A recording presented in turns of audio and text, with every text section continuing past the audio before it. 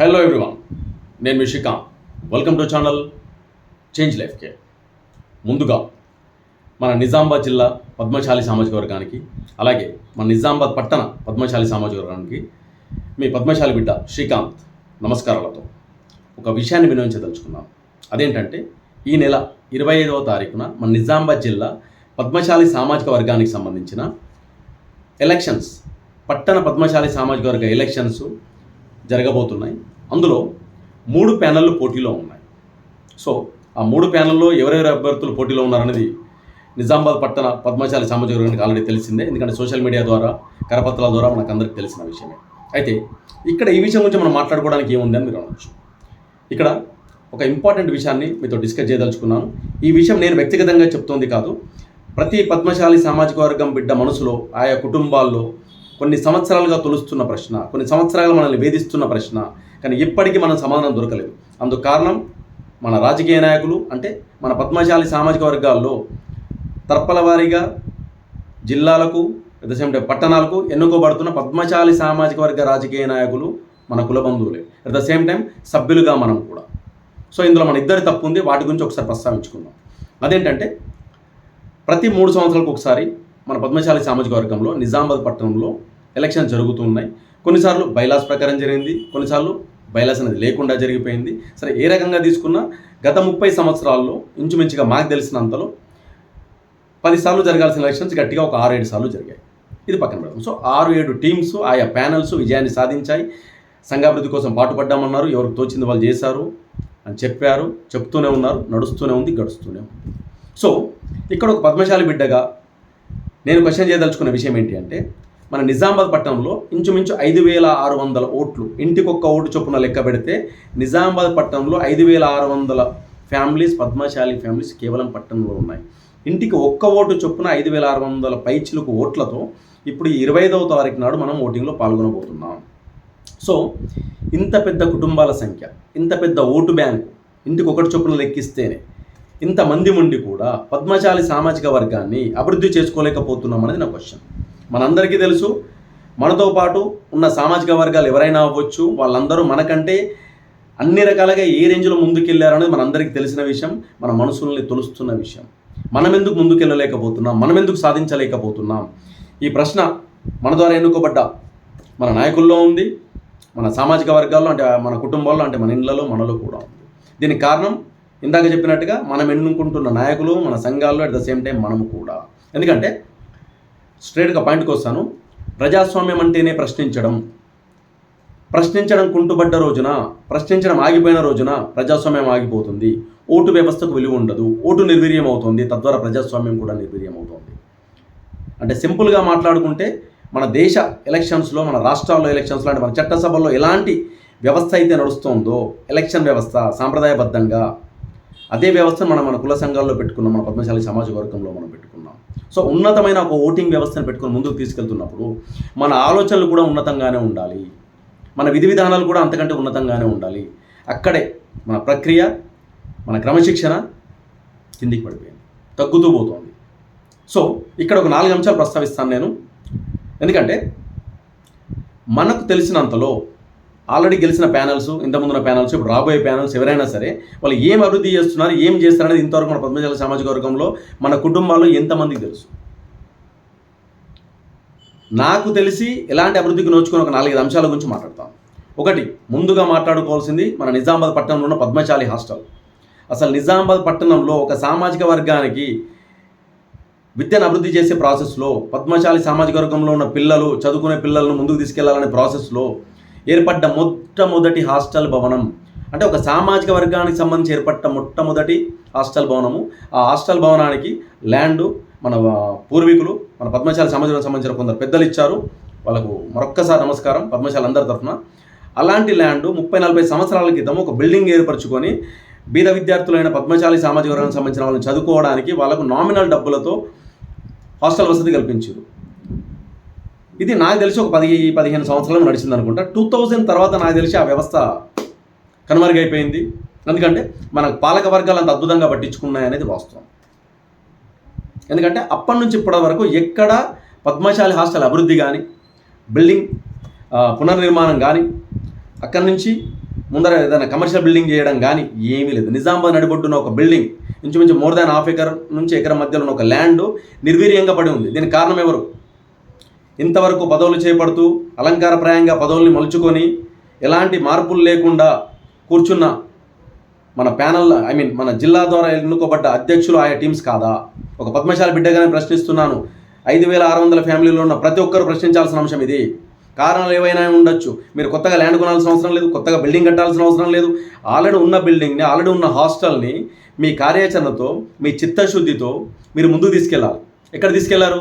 అందరు కలిసి కిందికి తీసుకెళ్ళారు. 0. ఈరోజు ఆ పద్మశాలి హాస్టల్ పరిస్థితి ఏ ఒక్క పద్మశాలి బిడ్డకు, బీద విద్యార్థికి ఉపయోగపడే నిర్వీర్యమైన స్థితిలో ఉంది. ఈ పరిస్థితికి పద్మశాలి సామాజిక వర్గంలో ప్రతి బిడ్డ, ప్రతి కుటుంబం బాధపడుతోంది. ఒక రకంగా చెప్పాలంటే సమాజంలో అందరికంటే ముందుండాల్సిన మనం వెనక్కి వస్తున్నాం. బాధపడమే కాదు, మనం సిగ్గుపడాలి. నిజం చెప్తున్నాం. మన మనసులో ఉన్న బాధ, అందరి మనసులో ఉన్న బాధ ఇది. దీని తర్వాత పద్మశాలి స్కూల్. నిజామాబాద్ పట్టణంలో ఏ సామాజిక వర్గం కూడా సొంతంగా స్కూల్ కట్టించలేని పరిస్థితిలో ఉన్న సమయంలో మన పూర్వీకులు, మన పద్మశాలి సామాజిక వర్గం విలేజెస్లోకి వెళ్ళేసి, బొంబాయి వరకు వెళ్ళేసి, మన తాతల జమాన్లో వాళ్ళందరూ ఫండ్స్ కలెక్ట్ చేసి పద్మశాలి స్కూల్ బిల్డింగ్ నిర్మించారు. హాస్టల్ బిల్డింగ్ కూడా అలాగే నిర్మించింది చందాలతో. ల్యాండ్ మటుకు పెద్ద ఆయన ఇచ్చారు. హాస్టల్ బిల్డింగ్ కూడా అలా చందాలతో విలేజెస్లో బొంబాయి అక్కడ వరకు వెళ్ళేసి మన స్కూల్ బిల్డింగ్ కూడా అలాగే నిర్మించుకున్నది. మరి ఆ స్కూల్ పరిస్థితి ఏంటి ఈరోజు? గవర్నమెంట్ స్కూల్ కంటే నిర్వీర్యమైన పరిస్థితి, వెనక్కి జరిగిపోయిన పరిస్థితి. అంటే అప్పుడు నిర్మించిన బిల్డింగ్ తప్ప ఎలాంటి అభివృద్ధికి నోచుకోలేని స్కూల్ అది. అంటే విద్యలో ఏ రకంగా ముందుకెళ్ళలేదు మనం. అక్కడ టీచర్స్ వ్యవస్థ అంతంత మాత్రమే ఉంది, అక్కడ ఇన్ఫ్రాస్ట్రక్చర్ అంతంత మాత్రమే ఉంది. సో ఈ 25 సంవత్సరాలుగా మరి ఈ 25 సంవత్సరాలు గెలిచిన ప్యానల్స్ ఏవైతే ఉన్నాయో మరి స్కూల్ ఎందుకు ముందుకు తీసుకెళ్ళలేదు? స్కూల్లో మీరు రూపాయి పెట్టాల్సిన అవసరం లేదు. స్కూల్ బిల్డింగ్ అలాగే ఉంది. స్కూల్కు ల్యాండ్ ఉంది, స్కూల్కు బిల్డింగ్ ఉంది. హాస్టల్కు ల్యాండ్ ఉంది, హాస్టల్కు బిల్డింగ్ ఉంది. వాటి అడ్మినిస్ట్రేషన్, వాటి బాగోగులు, వాటి మంచి చెడ్డలు చూసే శక్తియుక్తులు గెలిచిన ప్యానల్లో పట్టణాల అధ్యక్షులకు, ఆయా ప్యానళ్లకు లేనప్పుడు మీరేం అభివృద్ధి సాధించినారు? ఎవరి కోసం అభివృద్ధి సాధించారు? పోనీ ఈ 2 కాకుండా మీరు చేసిన అభివృద్ధి ఏంటో చెప్పండి. 2 అయిపోయినాయి. 3వ విషయం, ఇంచుమించు 10 సంవత్సరాల క్రితము, 12 సంవత్సరాల క్రితము నిజామాబాద్ పట్టణానికి పద్మశాలి సామాజిక వర్గం కోసం అన్ని సామాజిక వర్గాలకు ఫంక్షన్ హాల్స్ ఉన్నాయి, మనకు లేవే అని అందరూ బాధపడుతున్న సమయంలో 36 లక్షలు పెట్టి ఒక ల్యాండ్ కొన్నారు అని చెప్పేసి, ల్యాండ్ కొన్నది నాకు తెలుసు, 36 లక్షలు అనే విషయం నాకు రీసెంట్లీ తెలిసింది. సరే, అది ఎంత కొన్నారు అనేది కాస్త పక్కన పెడదాం. ఆ కొన్న ల్యాండ్ ఈ రోజు వరకు, మరి అప్పుడు కొన్న ల్యాండ్ ఏదైతే ఉందో అది ఆ తర్వాత పాలక వర్గాల చేతిలోకి రావాలి, ఆ తర్వాత అభివృద్ధి జరగాలి. ఈ రోజు వరకు ఆ ల్యాండ్ ఎక్కడుందో చాలామందికి తెలియదు. ఆ ల్యాండ్ ఎంత కొన్నారనేది కాస్త పక్కన పెడదాం. అక్కడ అభివృద్ధి కార్యక్రమాలు ఎందుకు నోచుకోవట్లేదు? ఆ తర్వాత వచ్చిన పాలక వర్గాలను అడిగితే మాకు వాళ్ళు హ్యాండ్ ఓవర్ చేయట్లేదని చెప్పేసి వీళ్ళు అంటారు. పోనీ ఫస్ట్ వాళ్ళని ఎవరైనా క్వశ్చన్ చేస్తే లేదండి అది సంఘం ఆధ్వర్యంలో ఉంది వాళ్ళు అంటారు. అంటే ఎక్కడికక్కడ అంతకుముందు గెలిచిన ప్యానల్స్, ఆ తర్వాత గెలిచిన ప్యానల్స్ దోబూచులు ఆడుకుంటూ మన 5,600 ఫ్యామిలీలు మోసం చేస్తున్నాయి తప్ప ఒక్క అడుగైనా ముందుకు పడిందా? అక్కడ లేదు. అయిపోయిందా? 4వ అంశం. 4వ అంశం ఏంటి అంటే పద్మశాలి సామాజిక వర్గానికి సంబంధించిన చేనేతకు సంబంధించిన ఒక ల్యాండ్ అనేది నిజామాబాద్ పట్టణంలో ఉంది. నాకు తెలిసి అసలు 20% ఆఫ్ ద పద్మశాలి కూడా తెలియదు అది ఎక్కడ ఉందో. తిరుమల థియేటర్ లైన్లో ఒక దగ్గర ల్యాండ్ ఉంది అది. సో ఆ ల్యాండ్ ఇప్పటికీ ఎలాంటి అభివృద్ధికి నోచుకోకుండా ఉన్నదా అంటే ఉన్నదా, అసలు ఉందా లేదో ఎవరికి తెలియదు, ఉంటే ఏ స్థితిలో ఉంది తెలియదు. సో ఈ 4 ప్లేసులు మీరు గమనించండి. ఈ 4 ప్లేసులు ఏ ఒక్కరు కూడా ఈ 25-30 సంవత్సరాల్లో ఎవరు సంపాదించినవి కావు. మళ్ళీ గుర్తు చేస్తున్నాను, Padmashali hostel land, hostel building, Padmashali school land, building, plus ఈ కొత్త ల్యాండ్, ప్లస్ చేనేత వస్త్రాలకు సంబంధించిన ల్యాండ్. ఈ 4 కూడా అంతకుముందు మన పూర్వీకులు, ఇప్పుడు ఫంక్షన్ హాల్ కోసం తీసుకున్న ఒక ల్యాండ్ కాస్త పక్కన పెడితే మిగిలిన 3 మన పూర్వీకులు, మన తాతల జమాన్లో వాళ్ళు కష్టపడి చందాలు వసూలు చేసి నానా వస్తువులు పడి మన సామాజిక వర్గాన్ని ముందుకు తీసుకెళ్దామని చెప్పేసి రాజకీయ చైతన్యం అంటే తెలియని రోజుల్లో చైతన్యవంతులుగా ముందుకెళ్ళేసి వాళ్ళు ఇవన్నీ తీసుకొచ్చి మనకు పెడితే మనం 30 సంవత్సరాలకు ఒక్క అడుగు ముందుకేయకుండా వెనకబడిపోతున్నామంటే మన చైతన్యం ఇంత ఎడ్యుకేటెడ్స్ అయి ఉండి మనము ఎంతో కొంత డబ్బులు సంపాదించి ఒక ఉన్నతమైన పదవుల్లో మనలో చాలామంది ఉన్నారు. గవర్నమెంట్ సెక్టార్స్లో ఉన్నారు, ప్రైవేట్ సెక్టార్స్లో ఉన్నారు, వ్యాపారాల్లో ఉన్నారు. అన్నింట్లో మనం ఉంటూ ఈ మాత్రం సామాజిక స్పృహ ఉండి కూడా అప్పుడున్న ఆస్తుల్ని కాపాడుకోలేకపోతున్నాం, ఒక్కడికి ముందు తీసుకెళ్ళలేకపోతున్నాం, ఆయా ఆస్తులపైన రూపాయి సంపాదించలేకపోతున్నాం. అట్లీస్ట్ ఆ ఆస్తుల ద్వారా మన సామాజిక వర్గంలో బిడ్డలకు ఎడ్యుకేషన్ కానీ హాస్టల్స్ కానీ కల్పించలేకపోతున్నాం. ఇంతకంటే దుస్థితి ఏముంటుందండి? ఉన్న వాటిని నిర్వహించే శక్తి సామర్థ్యాలే మనకు లేనప్పుడు ఎలాంటి అభివృద్ధి కొనసాగుతుంది మరి మన నిజామాబాద్ పట్టణంలో? ఇది ప్రతి పద్మశాలి బిడ్డ, 5,600 పైచిలుకు నిజామాబాద్ పట్టణంలో ఉన్న ప్రతి కుటుంబము, ప్రతి పద్మశాలి కుటుంబము, ప్రతి పద్మశాలి బిడ్డ ఆలోచించాలి. మీ ఇంటికి వచ్చే ప్యానల్స్ ఎవరైతే ఉన్నారో, ఈ ఎలక్షన్స్లో 3 ప్యానల్స్ పోటీలు ఉన్నాయి. 3 మీ ఇంటికి వస్తారు, లేదా మీ షాప్లో కలుస్తారు, మీకు రోడ్డు మీద కలవచ్చు, ఇంకెక్కడైనా కలవచ్చు. ఎనీవేస్ ప్రతి కుటుంబాన్ని ఏదో రకంగా కలుస్తారు. కలిసినప్పుడు ప్రశ్నించండి. ప్రశ్నిస్తేనే ప్రజాస్వామ్యం. ఇందాకే మాట్లాడుకున్నాం. ప్రశ్నించండి. నేను అడిగిన 4 అంశాలు కాకుండా ఇంకా చాలా ఉండొచ్చు. నాకున్న పరిమితమైన జ్ఞానంతో ఒక 4 అంశాలు ప్రస్తావించిన, ఇంకా చాలా ఉన్నాయి. తరపల వారిగా ఏం చేస్తున్నారు ఏంటనేది ఇంకో వీడియోలో మాట్లాడుకుందాం మనం. ముందుగా ప్రశ్నించండి. మీకు నచ్చిన వ్యక్తిగా ఓటేయండి. ప్రశ్నించిన తర్వాత మీకు సరైన సమాధానం వస్తుంది లేదా వస్తుంది అనిపిస్తేనే ఓటేయండి. లేకపోతే నోట్ అనేది ఒకటి ఉంది, దానికి ఓటేయండి. తప్పే లేదు, నష్టమేం లేదు. మార్పుకు నీ ఓటు నుంచే శ్రీకారం చుట్టాలి. ఒక పద్మశాలి బిడ్డగా నేను ప్రశ్నిస్తున్నా ఈరోజు. మీరు ముందుకు రండి. మీరు మేము కలిసి మన ప్యానల్ ప్రశ్నిద్దాం. మన ప్యానల్ కూడా వేరే వాళ్ళు కాదు, మన సభ్యులు, మన బంధువులు, మన ఆప్తులు. అందులో మన అన్న ఉండొచ్చు, మన కాకు ఉండొచ్చు, మన బాబాయ్ ఉండొచ్చు, మరొకరు ఉండొచ్చు. ఏ రకంగా చూసుకున్న పద్మశాలి సమాజం చాలా పెద్దది. ఏదో రకంగా మన బంధుత్వం ఉంటుంది. కానీ బంధుత్వం అనే మురిపంలో మనం ఓటేయడం తప్పు. ప్రజాస్వామ్యంలో ప్రశ్నించేదే మోస్ట్ ఇంపార్టెంట్. ప్రశ్నిద్దాం, ప్యానల్ని కడిగి పాడేద్దాం, వాళ్ళ మేనిఫెస్టో ఏందో తెలుసుకుందాం, నిజాయితీగా ఓటేద్దాం. మరి ఇంతకాలం నాకు ఒకటి అనిపిస్తుంది, కనీసం మనం కొత్తగా కొన్నది లేదు, కొత్తగా సాధించింది లేదు. మరి ఇంతవరకు ఎలాంటి అభివృద్ధి జరిగిందో నాకు అర్థం కావట్లేదు. అభివృద్ధి అసలు జరగట్లేదు అని చెప్పట్లేదు.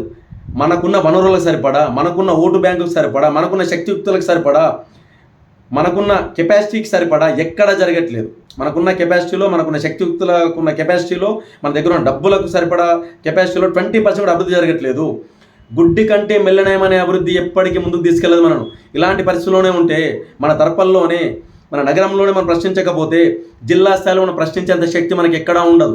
చట్టసభల్లో భవిష్యత్తులో ముందుకెళ్ళి మన యువత కానీ మనం కానీ చట్టసభల్లో కూర్చోవాలంటే మనం ముందుగా ఇంట గెలిచి రచ్చ గెలవాలి. కాబట్టి ముందు మన ఇక్కడ జరిగే ఎలక్షన్స్లో మన పాలక వర్గాల్ని, మన ప్యానల్ని బలంగా క్వశ్చన్ చేద్దాం. చేసి ఆ పైన చట్టసభలోకి వెళ్ళి కూర్చుందాం. ఎవరో రాజకీయంగా మనకు పదోన్నతులు తీసుకొచ్చి ఇవ్వరు, పదవుల్లో కూర్చోబెట్టరు. ప్రశ్నించే తత్వం, ఐక్యమత్యం ఇవన్నీ మనం కలగలిపి చూపించిన రోజు మాత్రమే చట్టసభలో పద్మశాలి ముందర ఉంటారు. దయచేసి మరొకసారి చెప్తున్నా, పద్మశాలి బిడ్డలందరికీ, పద్మశాలి కుటుంబ సభ్యులందరికీ నా వైపు నుంచి ఒక పద్మశాలి బిడ్డగా శ్రీకాంత్ సామల అనే నేను విన్నవించేది ఏంటి అంటే, దయచేసి మీ గళాన్ని విప్పండి, బలంగా ప్రశ్నించండి, మార్పుకు శ్రీకారం చుట్టండి. జై హింద్, జై మార్కండేయ.